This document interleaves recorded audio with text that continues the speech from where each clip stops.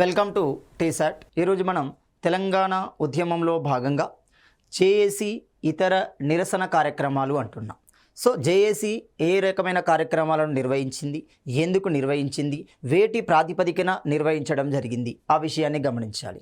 ఎప్పుడైతే చిదంబరం మొట్టమొదటి ప్రకటన జరిగిందో 2009 డిసెంబర్ 9 బుధవారం అర్ధరాత్రిన మనకి మొట్టమొదటి ప్రకటన అనేది జరుగుతుంది.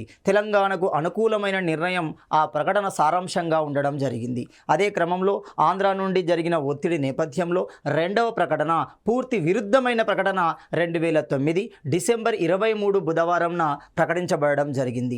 మొత్తంగా ఈ రెండవ విరుద్ధ ప్రకటన జరిగిన నేపథ్యంలోనే అప్పటి కేసీఆర్, అప్పటి జయశంకర్, అప్పటి నాయన నరసింహారెడ్డి, మధుసూదనాచార్య లాంటి వ్యక్తులు క్రమంగా ఆనాటి సీనియర్ కాంగ్రెస్ నేత ఎవరు జానారెడ్డి ఇంటికి వెళ్ళడం జరుగుతుంది.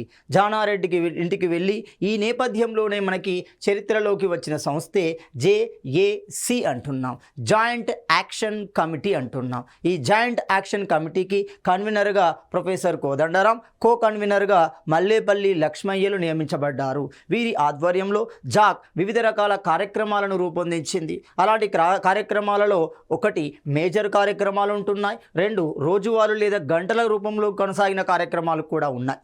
మరి ఈ కార్యక్రమాలు రూపొందించడానికి జేఏసీ ఎలాంటి వాటిని ప్రాతిపదికగా తీసుకుంది?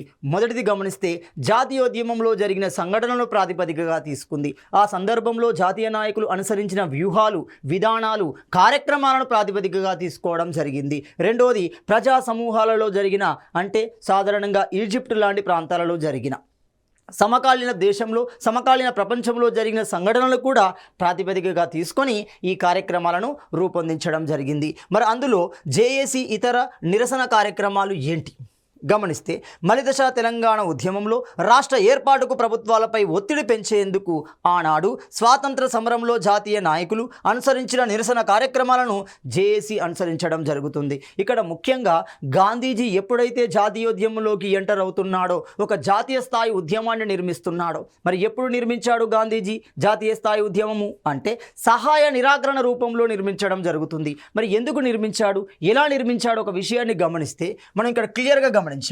గాంధీజీ యొక్క విధానాన్ని మనము సత్యాగ్రహము అంటున్నాం.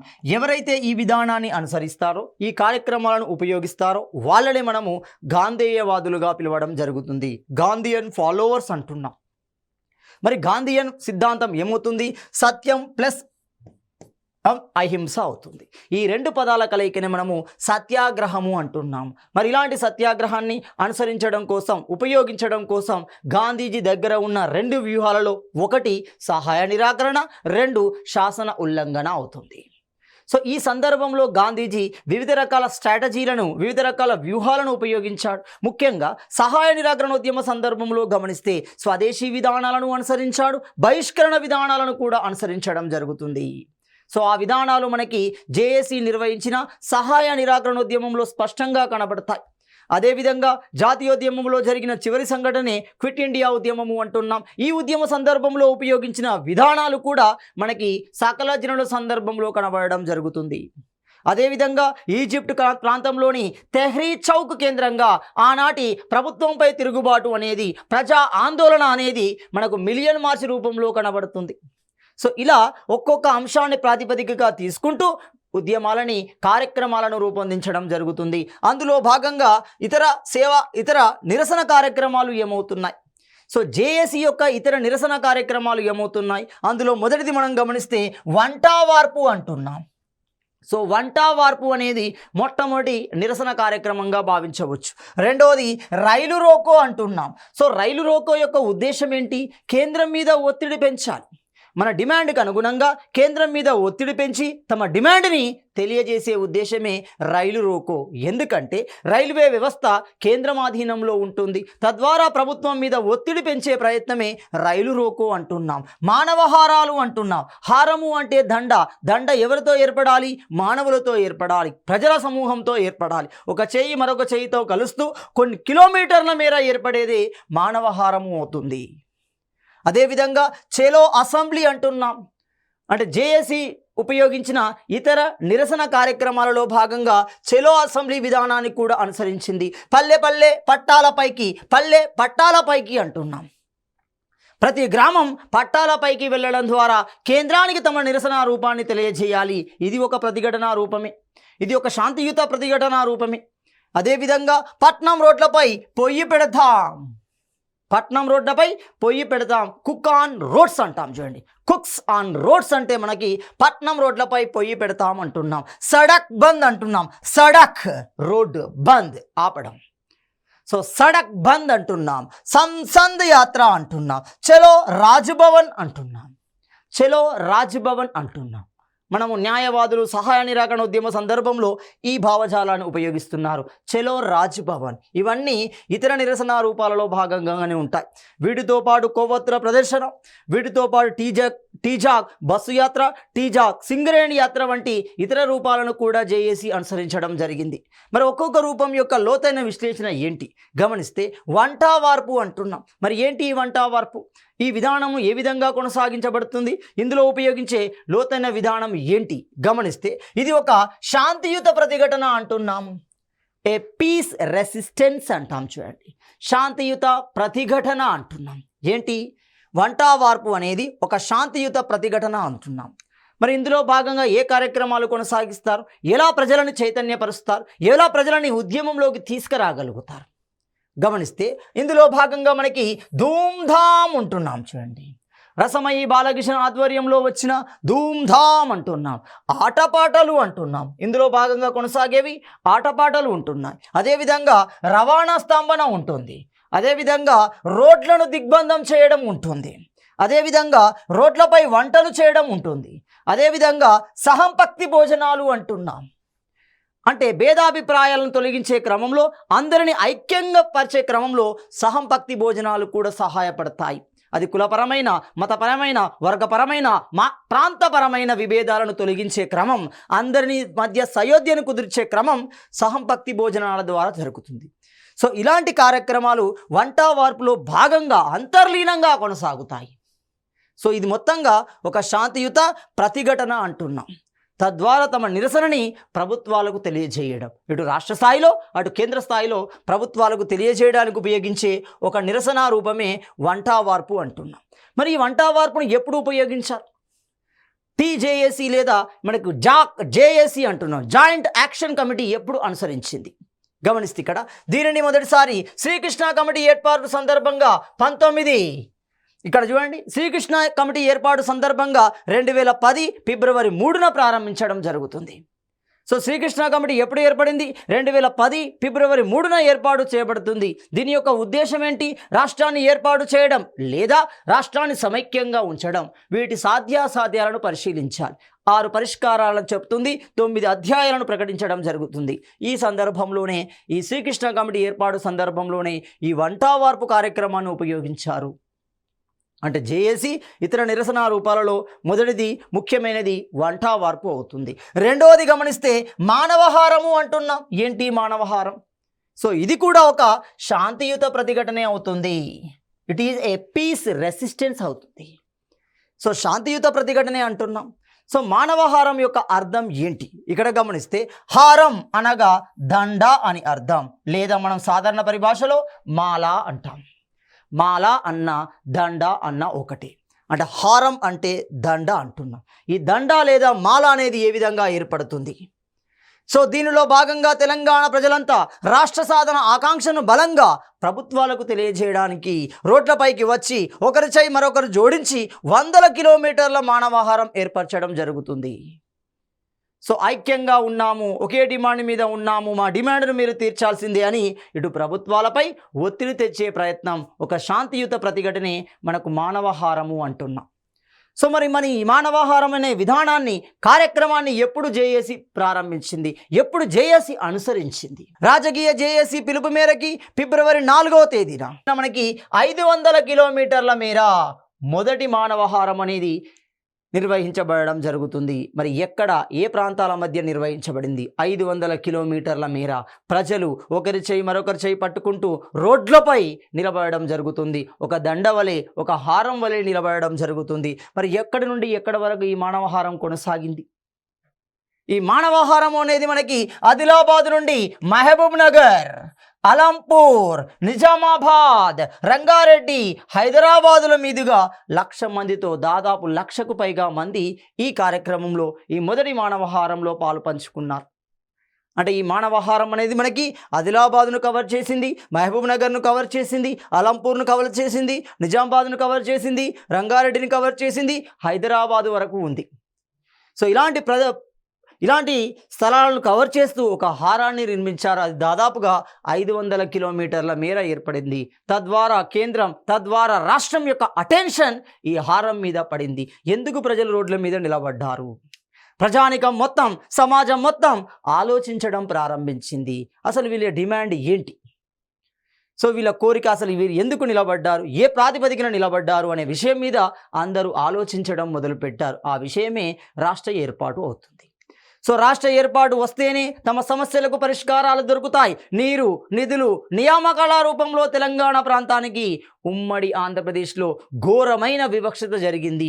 పూర్తి స్థాయిలో విధ్వంసం అనేది సృష్టించబడింది.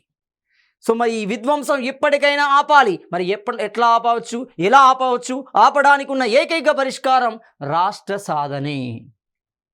సో రాష్ట్ర సాధనను బలంగా ప్రజల్లోకి తీసుకెళ్లడం కోసం జేఏసీ తనదైన వ్యూహాలను, తనదైన కార్యక్రమాలను, తనదైన సిద్ధాంతాల ద్వారా అది రూపొందించుకుంటూ వచ్చింది. అలాంటి రూపకల్పనలోనే మనకు మానవాహారం ఒకటి. మరి ఇలాంటి 2వ మానవాహారం కూడా నిర్వహించబడింది. మరి ఎక్కడ నిర్వహించబడింది అంటున్నాం? ఎక్కడ? 2010 ఫిబ్రవరి 5న అది ఏమవుతుంది? 2010 ఫిబ్రవరి 4 మొదటి మానవహారం, ఇక్కడ 2వ మానవహారం అవుతుంది. మరి ఎక్కడ? జాతీయ రహదారి NH9. ఇప్పుడు అది మారింది, బాగా గమనించండి. దీని మీద హైదరాబాద్ కోదాడాల మధ్య అంటున్నాం. ఈ NH9 దీనికి సంబంధించి హైదరాబాద్ కోదాడలను కనెక్టివిటీ చేస్తూ మనకు 2వ మానవాహారం అనేది నిర్మించబడింది. 2వ మానవాహారం అనేది కొనసాగింది. తద్వారా ప్రజానికం చైతన్యపరచబడ్డారు. సో ఇలా మానవాహారం కూడా ప్రజలలో ఐకమత్యాన్ని పెంచుతూ ప్రజలలో తెలంగాణ భావజాలాన్ని విస్తరించే ప్రయత్నం చేయడం జరిగింది. అదే క్రమంలో రహదారుల దిగ్బంధం 2011 జనవరి 17న నిర్వహించబడింది. సో జేఏసీ నిర్వహించిన ఇతర నిరసన రూపాలలో మరో రూపం రహదారుల దిగ్బంధము అన్న. మరి ఎప్పుడు వచ్చింది ఇది? ఇక్కడ 2011 జనవరి 17న నిర్వహించబడడం జరుగుతుంది. సో దీని యొక్క ఉద్దేశం ఏంటి? అసలు రహదారులను ఎందుకు దిగ్బంధించారు, ఎందుకు బంధించారు, ఎందుకు అడ్డుకుంటున్నారు వాహనాల యొక్క పోకడలని గమనిస్తే, పార్లమెంటులో వెంటనే రాష్ట్ర ఏర్పాటు బిల్లును ప్రవేశపెట్టాలి అంటే డిమాండ్. అది పార్లమెంటు ప్రక్రియ ద్వారానే రాష్ట్ర ఏర్పాటు జరుగుతుంది అనేది అందరికీ జగమెదిగిన సత్యమే అవుతుంది. ఎందుకంటే పార్లమెంటు ప్రక్రియ ద్వారానే రాష్ట్ర ఏర్పాటు అనేది కొనసాగుతుంది, అది జరుగుతుంది. అంటే రాష్ట్ర ఏర్పాటు ఒక రాజకీయ ప్రక్రియగా ఉంది. రాజ్యాంగం యొక్క ఆర్టికల్ 3లో ఆ ప్రక్రియ యొక్క విధానం అనేది స్పష్టంగా తెలియజేయబడింది.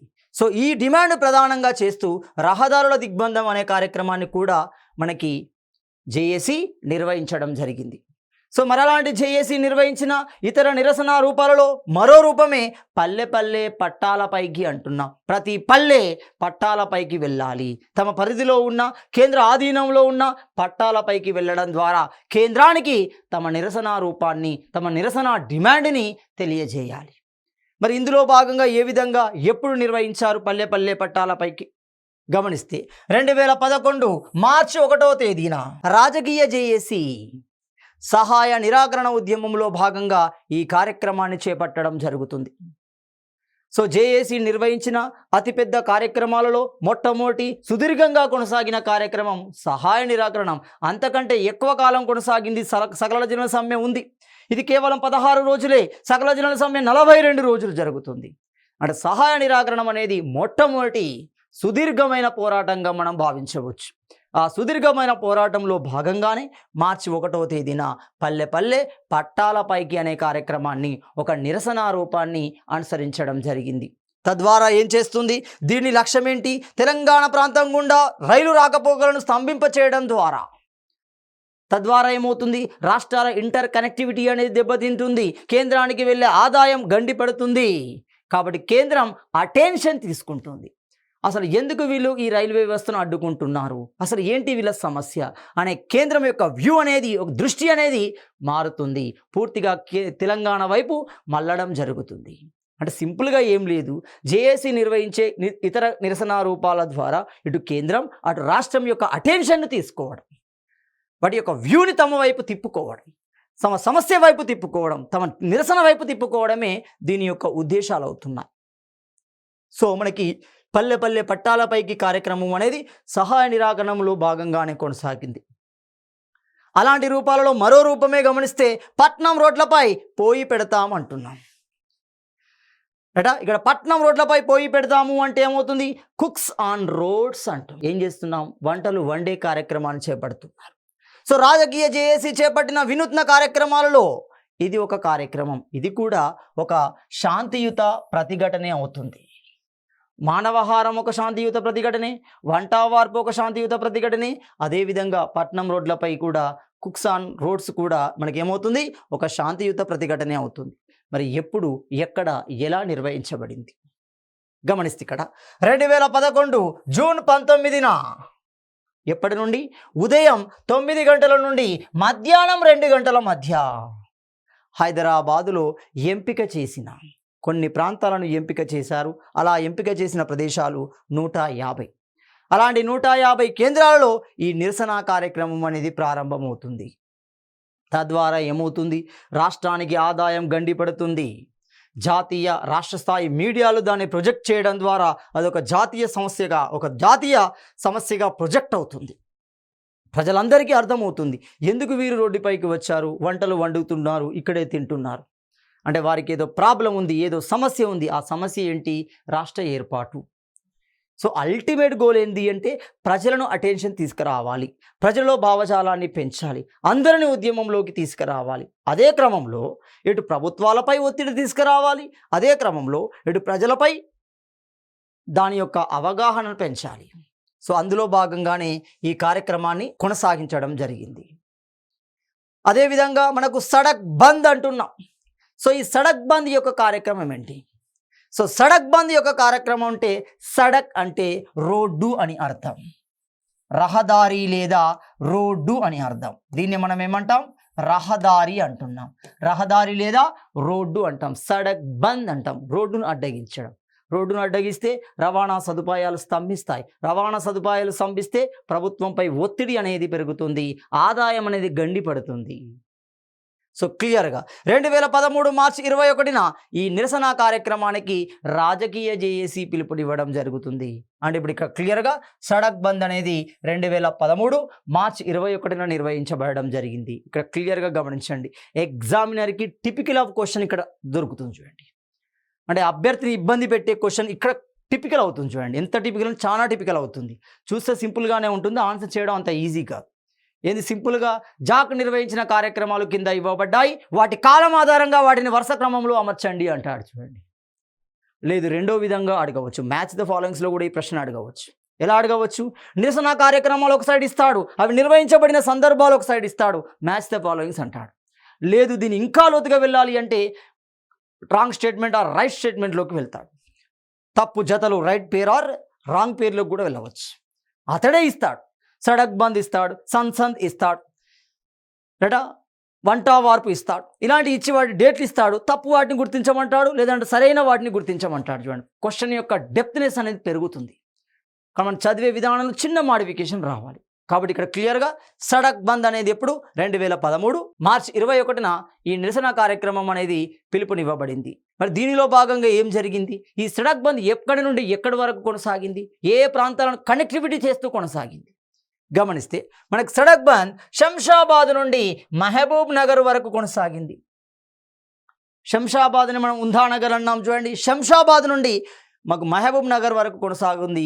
దాదాపు 200 కిలోమీటర్ల మేర ఆ ప్రాంతానికి చెందిన తెలంగాణ వాదులు రోడ్లపైకి వచ్చారు, రవాణాను స్తంభింపచేశారు. ప్రభుత్వం యొక్క అటెన్షన్ని, జర్నలిస్టుల యొక్క అటెన్షన్ని పూర్తిగా తమ వైపు తిప్పుకున్నారు, తమ నిరసన వైపు తిప్పుకున్నారు, తమ డిమాండ్ వైపు తిప్పుకోవడం జరుగుతుంది. దాదాపుగా 200 కిలోమీటర్ల మేర ఈ కార్యక్రమం నిర్వహించబడింది. చలో అసెంబ్లీ అంటున్నాం. సో చలో అసెంబ్లీ అంటే రాష్ట్రానికి సంబంధించిన కార్యకలాపాలు మొత్తం అసెంబ్లీ కేంద్రంగానే ప్రారంభమవుతాయి, అసెంబ్లీ నుండే ప్రారంభమవుతాయి, అసెంబ్లీ నిర్ణయం ద్వారానే ప్రారంభమవుతాయి. కాబట్టి ఇక్కడ అడ్డుకోవాలి. తద్వారా రాష్ట్ర ప్రభుత్వంపై ఒత్తిడి అనేది పెరుగుతుంది. మొదటగా రాష్ట్ర ప్రభుత్వంపై ఒత్తిడి పెంచుతూ తద్వారా కేంద్రం మీద ఒత్తిడి తెచ్చే ప్రయత్నం చేస్తున్నారు. చెలో అసెంబ్లీ అంటున్నాం. ఇది చాలా సందర్భాలలో మనకు కనబడుతుంది. అంటే 2009 డిసెంబర్ 24 తర్వాత జాక్ నిర్వహించిన కార్యక్రమాలలో చాలా సందర్భాలలో మనకు చెలో అసెంబ్లీ కార్యక్రమం అనేది కొనసాగుతుంది. అది ఎప్పటికీ అది ఉపయోగించే విధానమే. ఎప్పటికీ తమ నిరసనని ప్రభుత్వానికి తెలియజేసే విధానం దీన్ని ఇప్పటికీ అనుసరిస్తూనే ఉన్నారు. సో అసెంబ్లీ ముట్టడి అంటాం చూడండి, ఇదే ఓ రకంగా చెలో అసెంబ్లీ అంటున్నాం. అసెంబ్లీ ముట్టడి లేదా చెలో అసెంబ్లీ అంటున్నాం. సో క్లియర్గా గమనిస్తే తెలంగాణ రాష్ట్ర ఏర్పాటును పార్లమెంటులో ప్రవేశపెట్టాలి. ప్రవేశపెట్టాలి అంటే ఆ బిల్లును ప్రవేశపెట్టాలి. పార్లమెంట్ ప్రక్రియనే రాష్ట్ర ఏర్పాటు ప్రక్రియ అవుతుంది. సో రాష్ట్ర ఏర్పాటు ప్రక్రియ అనేది పార్లమెంట్ ఆధీనంలో ఉండడం ద్వారా డిమాండ్ చేస్తున్నారు ఏమని, వెంటనే రాష్ట్ర ఏర్పాటు బిల్లుని పార్లమెంటులో ప్రవేశపెట్టాలి, ఆమోదించాలి, రాష్ట్ర ఏర్పాటును చేయాలి అని. సో దీని యొక్క డిమాండ్ అది చెలో అసెంబ్లీ యొక్క డిమాండ్. తద్వారా రాష్ట్ర ప్రభుత్వంపై ఒత్తిడి పెంచే విధంగా ప్రయత్నం చేశారు. మరి ఈ కార్యక్రమం ఎప్పుడు నిర్వహించబడింది, రాజకీయ జేఏసీతో ఎప్పుడు నిర్వహించబడింది గమనిస్తే 2013 జూన్ 14 నిర్వహించబడుతుంది.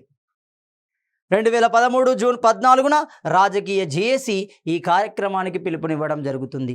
చాలా సందర్భాల్లో దీన్ని విద్యార్థులు నిర్వహించారు, కొన్ని సందర్భాల్లో న్యాయవాదులు కూడా నిర్వహించారు. సహాయ నిరాకరణ ఉద్యమంలో భాగిస్తే విద్యార్థులు చెలో అసెంబ్లీకి పిలుపునివ్వడం జరిగింది. చెలో రాజ్భవన్కి న్యాయవాదులు పిలుపునిచ్చారు. అంటే సందర్భానుసారంగా ఈ అసెంబ్లీ కార్యక్రమం అనేది, ఈ చెలో అసెంబ్లీ కార్యక్రమం అనేది కొనసాగడం జరిగింది. ఇది కూడా ఒక ప్రతిఘటన రూపమే అవుతుంది. జేఏసీ నిర్వహించిన ఇతర నిరసన రూపాలలో ఇది కూడా చాలా ప్రాముఖ్యతను కలిగి ఉంది. అదే క్రమంలో సంసద్ యాత్ర అంటున్నాం. మరి ఏంటి సంసద్ యాత్ర అంటే, తెలంగాణ రాజకీయ జేఏసీ చేపట్టిన వివిధ ఆందోళనలో ఇది కూడా ఒక రూపమే అవుతుంది. సో ఈ రూపం ఏంటి, దీని యొక్క ఉద్దేశం ఏంటి అంటే క్లియర్గా తెలంగాణ రాష్ట్ర ఏర్పాటు డిమాండ్ని, ప్రజల యొక్క నిరసనని ప్రభుత్వాలకు తెలియజేయాలి. మరి ఈ సంసద్ యాత్ర ఎక్కడ నిర్వహించబడింది, రైట్, ఎప్పుడు నిర్వహించబడింది గమనిస్తే 2013 ఏప్రిల్ 28, ఇక్కడ ఏమవుతుంది 2013 ఏప్రిల్ 29, 30వ తేదీలో 2 రోజులు నిర్వహించబడుతుంది. చూడండి, ఏప్రిల్ 29, ఏప్రిల్ 30వ తేదీన నిర్వహించబడుతుంది. సో క్లియర్గా 2013 ఏప్రిల్ 29, 30వ తేదీన ఢిల్లీలోని జంతర్ మంతర్ వద్ద నిర్వహించబడుతుంది. మరి ఈ కార్యక్రమం ఎవరి ఆధ్వర్యంలో ప్రారంభించబడింది, ఏ విధంగా నిర్వహించబడింది అంటే రాజధాని కేంద్రంగా, కేంద్ర రాజధాని కేంద్రంగా నిర్వహించబడింది. అంటే ఇప్పుడు సింపుల్, తెలంగాణ సమస్యని ఒక జాతీయ సమస్యగా ప్రొజెక్ట్ చేస్తున్నారు. అటు పార్లమెంటుపై ఒత్తిడి పెంచడంతో పాటుగా జాతీయ సమస్యగా ప్రొజెక్ట్ చేయడం జరుగుతుంది. వివిధ పార్టీల యొక్క మద్దతు కూడా సంపాదించే అవకాశం ఉంటుంది ఇక్కడ. మరి ఈ సత్యాగ్రహ దీక్షను సుమిత్ చక్రవర్తి ప్రారంభించారు. మరి ఎవరి సుమిత్ చక్రవర్తి? సో సుమిత్ చక్రవర్తి ఎవరు గమనిస్తే, రైట్, మెయిన్ స్ట్రీమ్ పత్రికా సంపాదకుడే మనకి సుమిత్ చక్రవర్తి అవుతున్నాడు. మరి ఈ చక్రవర్తి మనకి సంసద్ యాత్రని ఢిల్లీ కేంద్రంగా మొదటి రోజు ప్రారంభించాడు. మొదటి రోజు ఎప్పుడవుతుంది, ఏప్రిల్ 29వ తేదీ అవుతుంది. రెండో రోజు ఎప్పుడవుతుంది, ఏప్రిల్ 30వ తేదీ అవుతుంది. ఈ 2 రోజులు వివిధ రకాల కార్యక్రమాలని ఢిల్లీ కేంద్రంగా నిర్వహించారు. సో ఈ యాత్రకు ఢిల్లీకి ఉద్యమకాలను తరలించడం కోసం, సంసద్ యాత్ర కోసం, 2 రోజుల కార్యక్రమం కోసం తెలంగాణ వాదులు ఢిల్లీకి బయలుదేరుతున్నారు. మరి బయలుదేరడానికి దక్షిణ మధ్య రైల్వే ఒక ప్రత్యేక రైలును కూడా కేటాయించడం జరిగింది.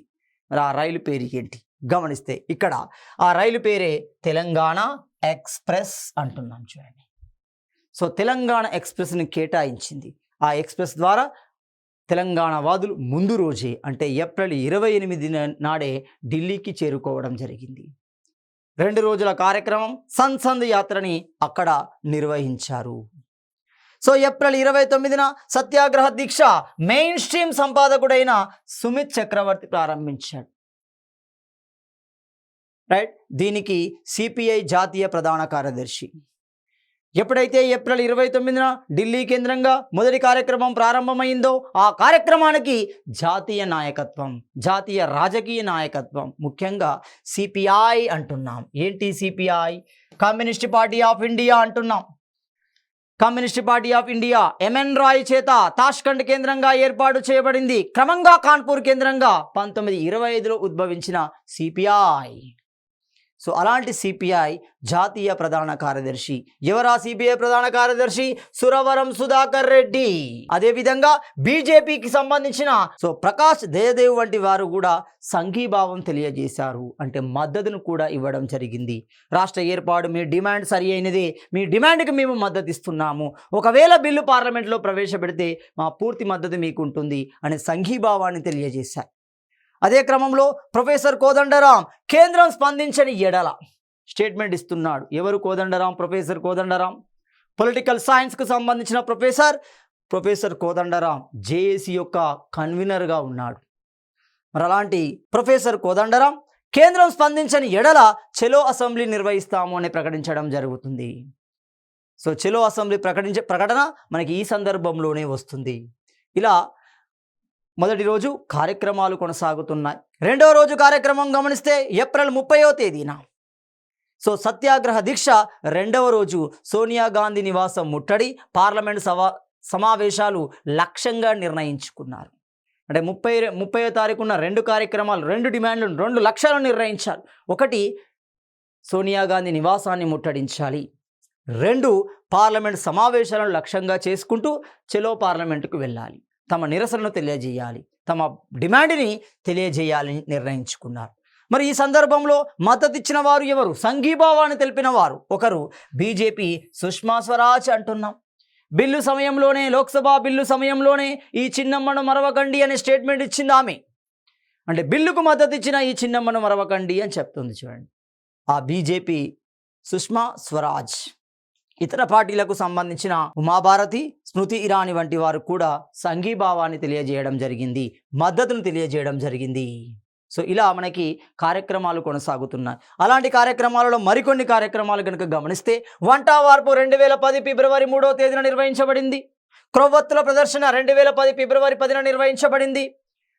టీజేఏసీ బస్సు యాత్ర అంటున్నాం. మరి టీజేఏసీ బస్సు యాత్ర ఎప్పుడు? 2010 మార్చి 21 నుండి 23 వరకు నిర్వహించబడడం జరుగుతుంది. అదేవిధంగా రైలు రోకో 2011 సెప్టెంబర్ 24న నిర్వహించబడింది. జైల్ బరో 2011 ఫిబ్రవరి 15న నిర్వహించబడింది. టీజేఏసీ సింగరేణి యాత్ర 2011 నవంబర్ 9న నిర్వహించబడడం జరుగుతుంది. సో ఇలా టీజేఏసీ ఏమవుతుంది? జేఏసీ కూడా వివిధ నిరసన రూపాలను కూడా సందర్భానుసారంగా నిర్వహించింది. మరి ఇలాంటి క్రమంలో చివరిది సమరదీక్ష అంటున్నాం. సో సమరదీక్ష కార్యక్రమం ఎప్పుడు నిర్వహించబడింది? 2013 జనవరి 27, 28 2 రోజులు. జేఏసీ నిర్వహించిన కార్యక్రమాలలో చివరి గొప్ప కార్యక్రమం అవుతుంది. అది ఏమవుతుంది? సమరదీక్ష అంటున్నాం. సమరం అంటే యుద్ధం, దేనికోసం? రాష్ట్ర సాధన కోసం. సో ఇదే సమయంలో కోమటిరెడ్డి వెంకటరెడ్డి దీక్ష కూడా ప్రారంభించబడింది. ఎప్పుడు? 2011 నవంబర్ 1న ప్రారంభించబడింది. అదే కాకుండా మాజీ డిఎస్పి నళిని అంటున్నాం. నళిని కూడా నిరాహార దీక్షను చేపట్టారు 2011 డిసెంబర్ 16న. సో ఇలా జేఏసీ సందర్భానుసారంగా సిద్ధాంతాల ద్వారా ఇతర కార్యక్రమాలను ప్రభావితంగా చేసుకుంటూ కార్యక్రమాలను నిర్మించడం జరిగింది. ప్రజలలో తెలంగాణ పట్ల భావజాలాలను నింపడం జరుగుతుంది. ఆ భావజాలం ద్వారా ఏర్పడిన ఉద్యమాలు బలంగా ప్రభుత్వాల మీద ఒత్తిడి పెంచాయి. ఆ ఒత్తిడి ఫలితమే మనకు పార్లమెంట్ ప్రక్రియ అనేది ప్రారంభించబడింది.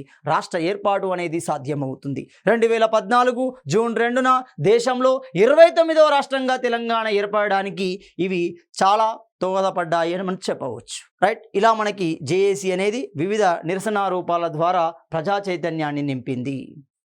తదుపరి అంశాన్ని మనము తదుపరి వీడియోలో చర్చించుకుందాం.